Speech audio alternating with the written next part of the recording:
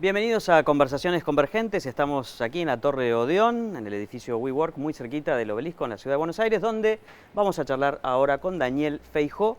Daniel es director de las carreras de sistemas en UADE, en particular de Ingeniería en Informática y otras licenciaturas que él seguramente nos va a contar. Daniel, ¿qué es programar? Programar es una pregunta media compleja la que hiciste. Tenía una respuesta más así de manual, pero es complicada, porque programar es muchas cosas, sobre todo para la gente hoy, ¿no? Para algunos programar es una salida laboral hoy, ¿sí? Y les interesa básicamente conseguir algún tipo de trabajo que les permite insertarse en un mercado, ¿sí? Estrictamente hablando, programar es resolver un problema con un algoritmo, de alguna forma especificar una serie de pasos, una serie de acciones que permitan resolver el problema a través de un programa de computación, ¿sí? Pero la verdad que para la gente hoy programar más que nada es un sueño. Lo que espera la gente básicamente es conseguir un trabajo, si es posible conseguirlo sirviendo a alguna empresa del exterior, trabajando para alguna empresa del exterior, y también si puede cobrar en dólares. El sueño del informático hoy es cobrar en dólares, hacer home office y trabajar para una empresa del exterior en algún lugar que sea paradisíaco, si es posible, ¿no? Ahora, eso que vos planteás como un sueño, cuando uno mira informes sobre demanda de este tipo de perfil profesional, en realidad parece un sueño como bastante realizable, ¿o no? Sí, es un sueño que es realizable. Ya los jóvenes, desde que empiezan a estudiar en la universidad, ya tienen ofertas laborales, ya las empresas enseguida buscan captarlos para trabajar en sus proyectos. Es una industria ahora donde el programador es la estrella, ¿no? Entonces las empresas tienen que de alguna forma seducir a los programadores para que trabajen con ellos, ¿no? Cuando tradicionalmente fue una empresa donde lo importante era en qué empresa trabajás, ahora lo importante es qué beneficios te dan cualquiera de las empresas que trabajes. Ya no importa el tamaño, ya no importa, sino que lo que importa realmente es los proyectos y qué beneficios te dan, ¿no?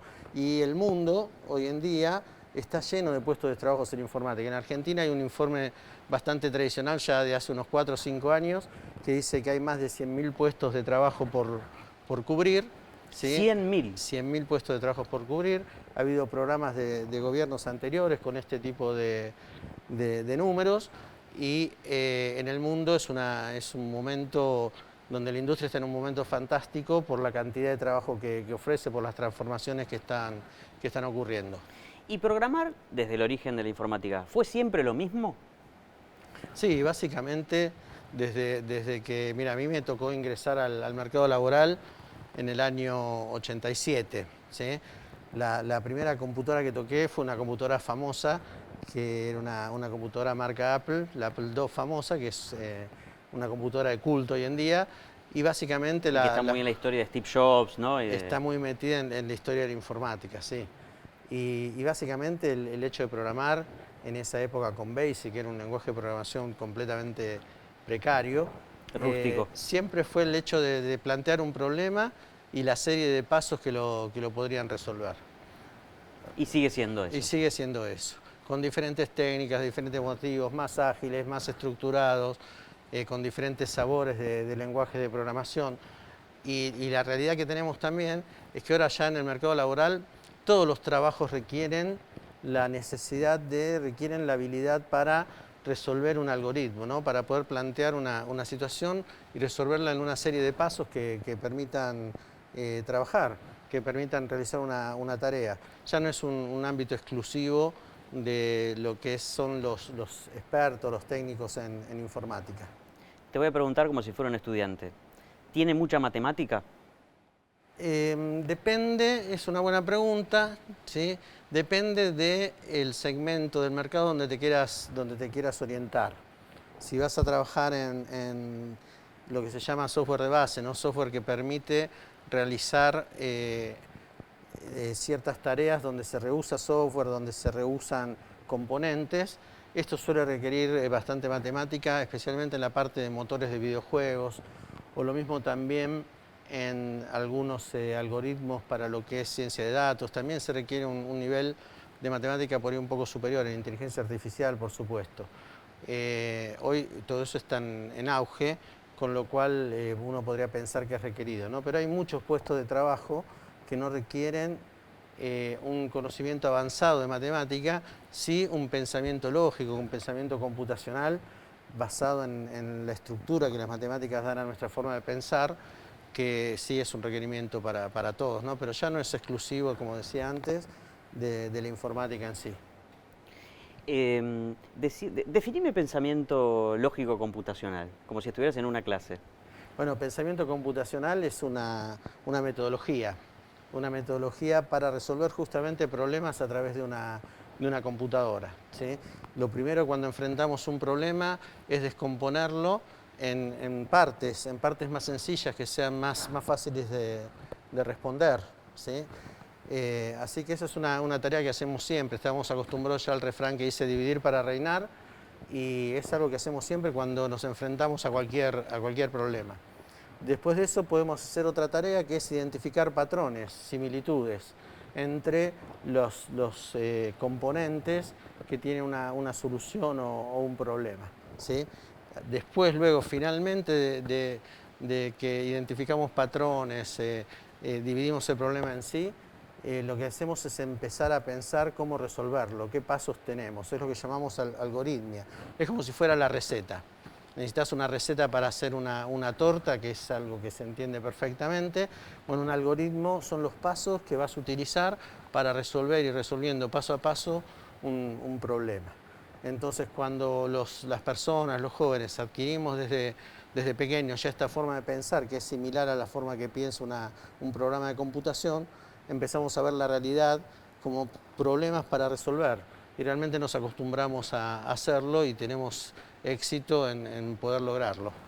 Vos recibís en UADE, en Ingeniería en Informática, en la licenciatura en Desarrollo de Software y en la licenciatura en Gestión de Tecnologías de la Información, un montón de estudiantes, porque además cada vez hay más interés por este tipo de carreras. ¿Cómo llegan esos chicos en el sentido de esto que venías charlando, ¿no? Su preparación, la preparación que deberían tener por ser provenientes de una escuela secundaria. ¿Vienen medianamente preparados, escasamente preparados? ¿Y cómo es el salto y cómo se los ayuda a dar ese salto? Sí, mayormente lo que estamos recibiendo, sobre todo después de la pandemia, ¿no? Que alteró la forma de los jóvenes de estudiar en los colegios secundarios, lo que estamos recibiendo es jóvenes que tienen justamente este déficit, ¿no? De pensamiento computacional, lo llamamos, como explicaba recién, que no están acostumbrados a enfrentar problemas. Frente a la pandemia la solución fue guardarse, ¿sí? En realidad no resolver los problemas, sino que Evitarlo de aislarse, alguna manera, claro. evitar los problemas. Y esto es lo que están trayendo ahora los jóvenes en este tiempo, ¿no? ¿Cómo hacemos nosotros para ayudarlos? Bueno, es conociendo esta realidad, hacemos varias iniciativas. Algunas son, sabiendo esto, plantear una transición en el primer cuatrimestre, donde los profesores buscamos volver un poquito hacia atrás en lo que es conocimiento puramente hablando, y nos dedicamos un poco a poder recuperar o hacer que estos chicos adquieran el nivel necesario para empezar a estudiar. Un cuatrimestre es bastante tiempo, así que da tiempo, las materias da tiempo para recuperar esta situación, ¿sí? Otra de las propuestas que tenemos justamente es, antes de comenzar el cuatrimestre, hacer algunos cursos extracurriculares donde les enseñamos justamente a pensar cómo resolver problemas, ¿sí? El secundario debería incluir ya, no sé, unos niveles básicos de lógica computacional o de informática o de introducción, en el sentido de algún nivel de programación. Sí, yo creo que saber programar, por lo menos con el lenguaje Python, va a ser una competencia genérica, general. para cualquier trabajo, para cualquier situación de la vida, va a ser como lo que es hoy hablar inglés. No ¿sí? exclusivamente para gente No que trabaja en solamente sistemas. para gente de sistemas, sino que el mundo se está moviendo de alguna forma a través de estos algoritmos y ya es necesario para todos conocer una base, tener una base, saber de qué estamos hablando. Mira, conversando con unos de mis hijos en una empresa de logística, de comercio exterior, me preguntaba cómo hacer para enviar un mail programáticamente. ¿Sí? Que el sistema, puede ser una interfase con el sistema que enviar un mail, una tarea que nosotros humanamente la hacemos muy simple, ¿no? Y necesitaba construir esta interfase. Bueno, para construir esta interfase, un joven que estudia económicas, lo que necesita hacer es aprender a programar en Python. Así que yo creo que ya es una competencia general que tenemos que tener todos para, si queremos estar insertos en el mercado laboral que existe hoy y que va a seguir creciendo en el futuro. Vamos a dar un pasito hacia atrás en la conversación para centrarnos, tratando de explicarlo para todo público. ¿Qué es Python? Bueno, Python es un lenguaje de programación que nace de las universidades como un lenguaje abierto. O sea que es un lenguaje que se puede modificar. Perdón, uno de muchos lenguajes que hay en la informática. Uno de muchos lenguajes de programación que hay en informática, hay más de 200. Hay lenguajes específicos, hay lenguajes que realizan tareas puntuales o lenguajes que son de uso general. Python es un lenguaje abierto, que lo que busca es cubrir la mayor cantidad de casos posibles, ¿sí? De casos de uso me refiero. Y que hoy en día, de la mano de la ciencia de datos, de la mano de la inteligencia artificial, es uno de los lenguajes que más se ha popularizado, más se ha usado en la última década. ¿Por qué? ¿Por qué está de moda Python? Está de moda Python un poco porque viene asociado justamente a estas tecnologías, ¿no? Desde el ámbito de la ciencia. Desde el ámbito de la ciencia es muy frecuente encontrar que los algoritmos, los programas de computación, las primitivas de inteligencia artificial están construidos en Python. Entonces se ha difundido de esta forma y se ha transmitido a lo que es el mundo laboral. Sin embargo, no es lo único que existe, ¿no? Sino que hay un montón de lenguajes más o aplicaciones más que permiten hacer aplicaciones. Sí, para gente como yo que no está en el ámbito de la informática y por ahí busca metáforas en otros ámbitos. Por ejemplo, busca la metáfora de los rankings, ¿sí? Los rankings, no sé, de música o de libros o lo que fuese. Si hubiese un ranking, y seguramente lo hay, de lenguajes, por su uso, por su demanda, por lo que fuese, ¿estaría Python en el número uno y quién le seguiría? Hoy está Python en el número uno en lo que tiene que ver con datos, inteligencia artificial. Está Java en el número 2 posiblemente con todo lo que tenga que ver con desarrollo de aplicaciones y aplicaciones integrales para diferentes tipos de dispositivos. Hay muchos. Está Julia en lo que es todo el tratamiento de imágenes. Hay lenguajes que son específicos, ¿no? Python y Java son como lenguajes como podríamos decir si llevamos una analogía de amplio espectro, ¿no? Como que cubren una gran cantidad de tareas. Por ahí escuché, to code or not to code, ¿no? Como si fuese esa la cuestión de la informática. ¿Código o no código? ¿Y qué es no código? Bueno, evitar codificar, o sea, realizar aplicaciones sin codificar, fundamentalmente es una respuesta de la industria del software al problema de la escasez de recursos capacitados para poder programar. Cuando las empresas se encuentran justamente con este déficit, empiezan a generar sus propias respuestas y una de las respuestas es hacer aplicaciones, construir aplicaciones que a su vez puedan construir otras aplicaciones. Estas aplicaciones de no código, ¿sí? se comercializan fundamentalmente para usuarios finales, de forma que cualquier persona pueda acceder a hacer una aplicación sin necesidad de saber programar. ¿Hacer qué, por ejemplo? Automatizaciones en general, por ejemplo, envíos de archivos, envíos de facturas a proveedores, tal vez facturar, ¿sí? De alguna forma. Esto, por ejemplo, que a veces hacemos como tarea repetitiva en los empleos, que es tomar, no sé, un archivo de algo y enviárselo a una base de mails. Claro, de hecho las aplicaciones se llaman de automatización o robotización, con lo cual toda tarea repetitiva que hagas, toda tarea tediosa, es candidata a poder ser transformada por estas aplicaciones de no-code, ¿no? Estas aplicaciones que no requieren codificar. Y está muy bueno observar la realidad para poder determinar si una tarea se puede automatizar o no, ¿no?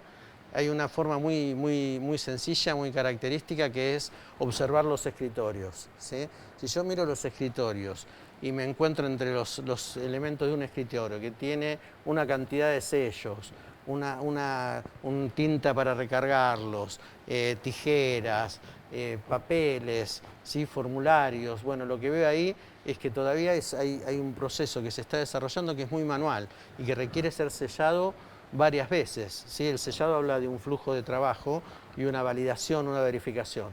Bueno, enseguida uno mirando un escritorio te das cuenta si en ese lugar podés automatizar tareas sin codificar, con las herramientas que existen hoy en día, que son muchísimas. Hay gratuitas, hay pagas desarrolladas por proveedores, así que es un sector en la industria que está en mucho crecimiento, que va a seguir en más crecimiento y que de alguna forma va a desafiar a los programadores para que se especialicen en temas más complejos, dejando los temas sencillos para los usuarios finales. Sí, es una cosa muy piola que está dando vueltas y que cada vez tiene más personas que se adhieren.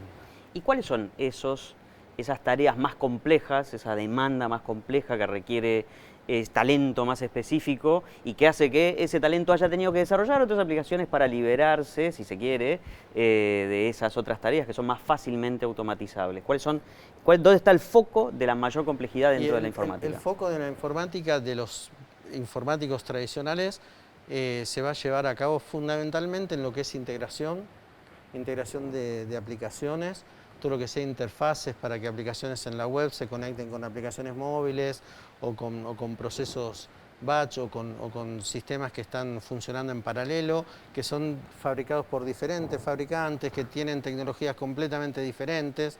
Ese es un foco donde los informáticos se los necesita para esto, ¿no? Otro foco es lo que se llama DevOps, ¿sí? DevOps es la administración de las plataformas de informática que tradicionalmente las hacía un administrador de sistemas, las hacía manualmente, y hoy en día se encuentran la posibilidad de ejecutarlas automáticamente a través de lo que es el scripting, a través de escribir pequeños programas que lo que hacen es manejar las infraestructuras. Ese es otro área específica donde hoy por hoy los ingenieros de informática en informática están trabajando concretamente. Ahí hay que poner cabeza. Y ahí hay que poner cabeza todavía, no hay automatización, ¿sí? Después en todo lo que es inteligencia artificial, por supuesto, si bien hay una comoditización de la inteligencia artificial hoy en día, una democratización, y hay herramientas para usuarios finales, como es un área que está todavía en desarrollo, todavía se siguen probando y se siguen mejorando algoritmos, mejorando la performance de los algoritmos.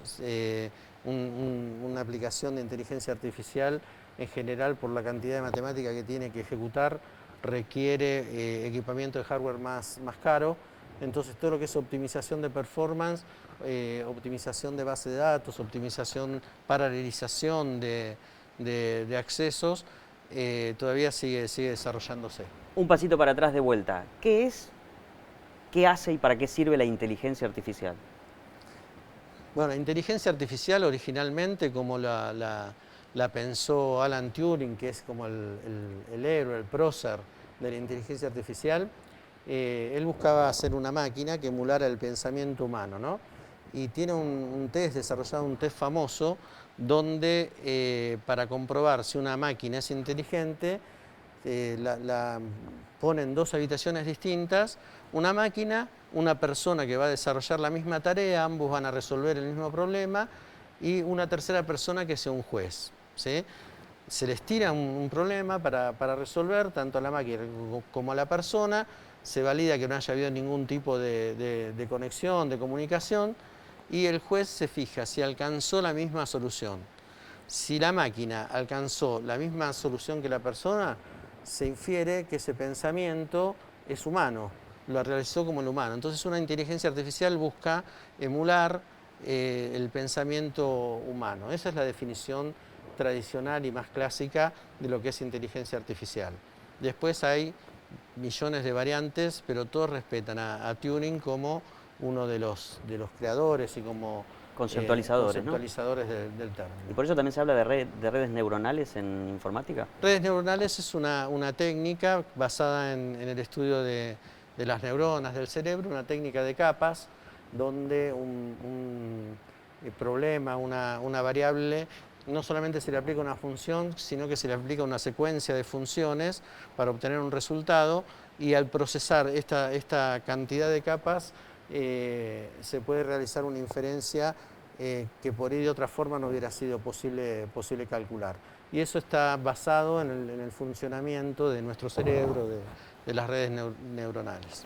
¿Hay una geopolítica de la inteligencia artificial? Es decir, los países tratan de influir, o hay bloques o regiones.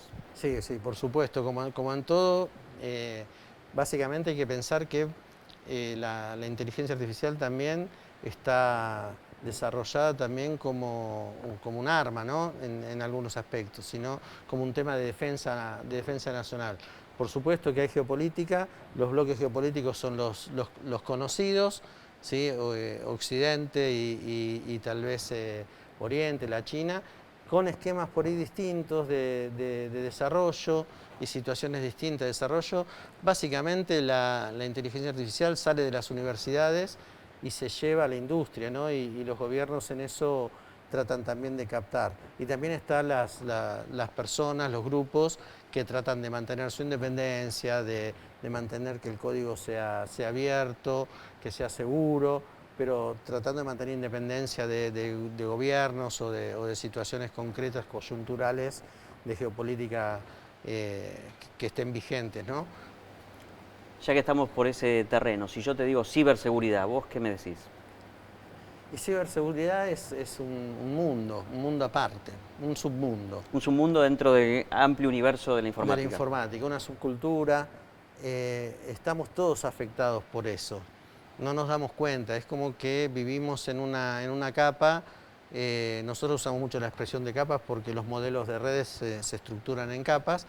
Vivimos en una capa donde nos parece que no nos afecta, pero estamos siendo afectados constantemente ya sea por ataques o ya sea por estructuras de defensa respecto de la ciberseguridad. Es un mundo también que tiene una fantasía, ¿no? Una atracción, ¿sí? El hacker como un héroe. El hacker como un héroe, ¿sí? La anticultura, Anonymous. Bueno, realmente es un mundo, a mí me resulta muy atractivo, muy interesante. Convivimos con eso. No sabemos hasta dónde nos van a llevar las cosas. Realmente es también una industria, la de la ciberseguridad, que todas las empresas tienen que ingresar en ella forzadamente y han ido desarrollando con el tiempo sus propias estrategias de defensa, pero basándose siempre en los equipos de gente que encuentran vulnerabilidades, que trabajan justamente en de alguna forma violar esa seguridad, ¿no? Encontrar los fallos. Encontrar las fallas. ¿Sí? Volviendo a la inteligencia artificial, la inteligencia humana, el cerebro, nosotros pensamos con conceptos, con un idioma, por ejemplo, no sé, la lengua española o el idioma inglés. La inteligencia artificial, ¿en qué idioma va a pensar? Mira, hay un ejercicio muy lindo que tuvo que hacer Google, que es real, ¿sí? Y también se ha tornado un mito, ¿no? Es que han puesto dos sistemas de inteligencia artificial a trabajar juntos, y los mismos programadores se daban cuenta que estos sistemas estaban hablando en un lenguaje distinto, creado por ellos, que los programadores no podían entender, ¿sí? Así que de qué lenguaje usar la inteligencia artificial es toda una cuestión en discusión. Sí, este caso fue muy paradigmático porque hubo que terminar apagando las máquinas para que no hubiera un riesgo ético, un riesgo al no entender lo que estaba pasando. Una torre de Babel informática o algo por el estilo. Una torre de Babel informática ya es real. No sabemos realmente. Una de las situaciones que se está viviendo, sobre todo en Europa, respecto de la inteligencia artificial son los aspectos éticos, ¿no? Sobre todo en Inglaterra, en Londres, se está trabajando mucho en lo que tiene que ver con la regulación, pero no solamente por los riesgos que tiene la inteligencia artificial, sino por cómo comprobaríamos que un producto, que un resultado, que un algoritmo, que un procesamiento es realmente correcto, es inteligente, si no lo hemos podido, de hecho es uno de los problemas más difíciles cuando vas a vender un análisis o algún algoritmo, alguna implementación de Machine Learning, es cómo convencer a los clientes que lo que está devolviendo el algoritmo es correcto, ¿no? La palabra correcta tal vez no exista siquiera, sino qué porcentaje de veracidad, qué porcentaje puede tener. Así que es un tema de discusión, un tema muy en desarrollo. Que seguramente volveremos a conversar en algún otro momento. Daniel, muchas gracias. No, gracias a vos, José. Estuvimos aquí en Conversaciones Convergentes charlando con Daniel Feijó, director de la carrera de Ingeniería en Informática de UADE. Y nosotros nos vemos la próxima. Muchas gracias.